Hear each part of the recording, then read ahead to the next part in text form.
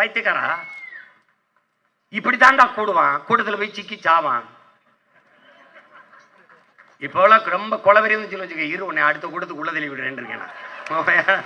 நாம ஏன் இவனை போட்டு கொண்டு ஜெயிலுக்கு போகணும்? போட அந்த கூட்டத்துக்கு போடான்னா நசுக்கி செத்துட்டு வா அப்படின்ட்டு. நீ நீ என்ன மனநிலையில் இருக்க? ஆற்றுல அழகிற இறங்கினாலும் கூடுறா, ஆட்டக்காரன் வீதிக்கு வந்தாலும் போறா. ஆட்டுக்கார அலைமையில் நாங்கள்லாம் சின்ன பிள்ளையா இருக்கும்போது ஆட்டுக்கார அலைமையில் நடிச்ச ஆடு வருதுன்ட்டு பலாயிரக்கணக்கில் கூட்டிட்டான். அந்த ஆடு இருந்தால் நேரம் அமைச்சராக இருந்திருக்கும். அவ்வளவு அறிவா இருந்த சமூகம் இது போய்கிட்டு இருக்குது. இது ஒரு அரசியல் கட்சி உட்கார வச்சு நாற்காலி போட்டு இவ்வளவு நேரம் பேசி ஆர்ப்பரிக்காம பேசுறத கேட்டு உள்வாங்கி ஆர்ப்பரிச்சு கைதட்டுற ஒரு கூட்டத்தை காட்டுறான். இந்த நாட்டில் பொண்ணு காட்டுறான்.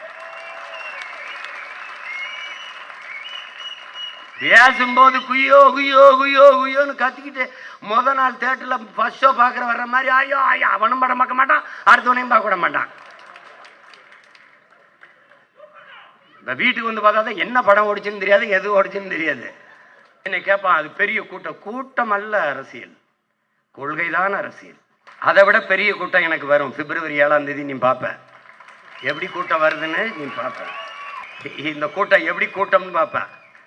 நான் அரசியல் கட்சி நடத்தல, மக்கள் ராணுவம் கட்டி எழுப்பிக்கிட்டு இருக்கேன்.